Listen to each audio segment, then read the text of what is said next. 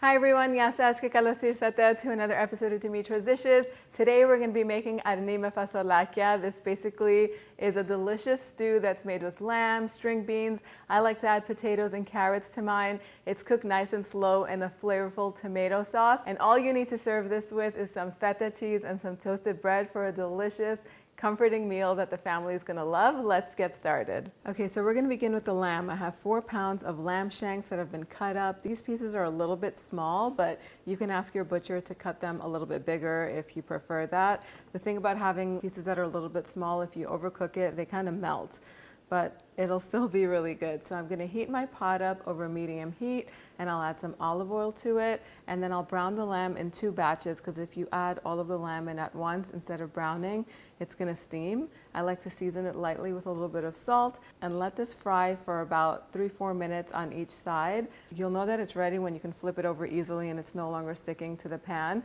or pot, and it'll have a beautiful brown color over it. Once the lamb is nice and brown, you can transfer it to a plate or a bowl and set it aside.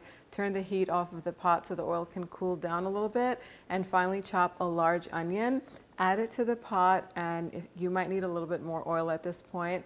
If you need some, you can add it to help the onion cook. Let this cook over medium heat for about 10 minutes or until the onion is nice and soft and slightly golden. Next, we're going to add about 5 garlic cloves that have been grated. I always go a little bit heavier with the garlic because it adds so much flavor.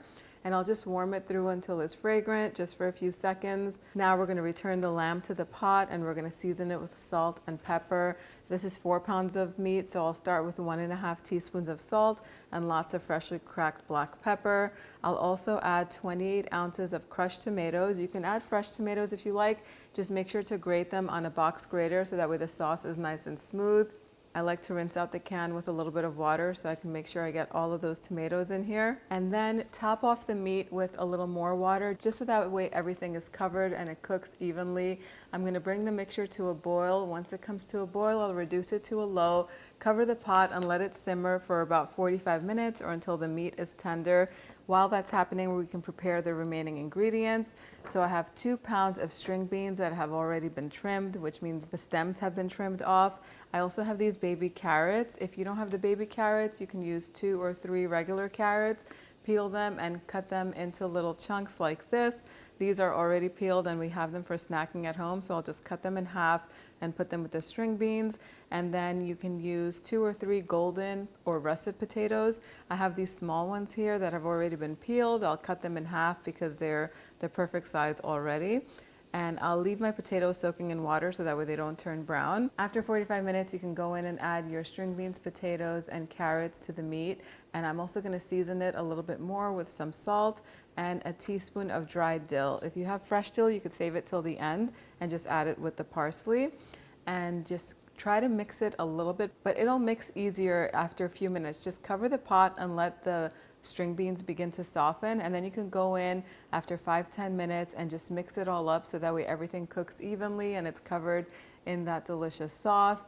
Cover the pot and let it cook for about 30 more minutes until the potatoes and string beans are fork tender and the meat should be really, really soft at this point. Taste it and see if it needs a little more salt and pepper. And then at this point, I'm just going to garnish it with a little bit of finely chopped parsley. The sauce will thicken as it sits, so let it sit for about 10-15 minutes before you serve it. This tastes delicious with some toasted bread and feta cheese, so let's serve it. Okay, so that's it. It's ready. We use simple, basic ingredients to create this delicious and nutritious stew. Now, if you don't like lamb or if you can't get lamb where you are, you can definitely substitute chicken for this if you want to make it light. I've already done a chicken version of this, and I'll post it down below so that way you could reference it if you want to use chicken instead. Otherwise, if you use any kind of slow cooking cut of beef, like a chuck steak or something like that, it'll cook in almost the same amount of time. Maybe the beef will take a little bit longer. So just keep an eye on it and just adjust the timing accordingly. I'll put those instructions on the written blog post so you can check that out later on if you're using beef instead.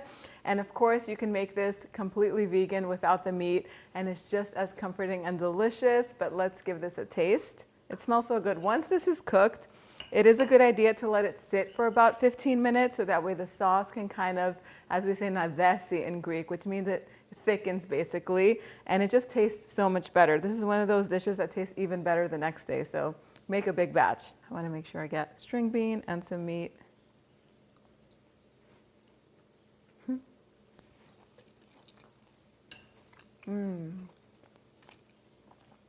These flavors take me back to my childhood, and anything that takes me back to childhood is so comforting for me.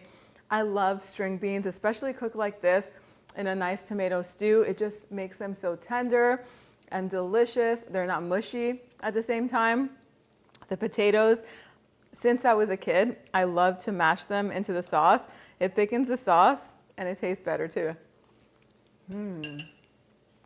So good. The only thing I forgot to add to this, which I like to add, is a little pinch of dried mint. It's in the written recipe and I just completely forgot. It was even on the counter. I just don't know. My mind is all over the place when I'm recording these videos.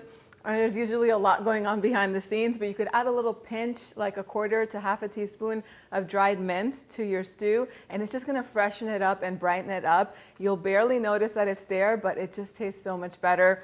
I'm gonna add it, you can still add it at the end, so no big deal. I hope you guys give this recipe a try. If you wanna print it out, it's on the website, dimitrasdishes.com. Let me know what you guys think in the comment section down below and post your recipe request down there. This is a delicious dish that I thought of sharing with you because it's really nice in the fall. If you have any fall recipe requests, send them my way and I'll get to them one at a time. Thank you so much for spending time with me today. I'll see you all next time. Yasas.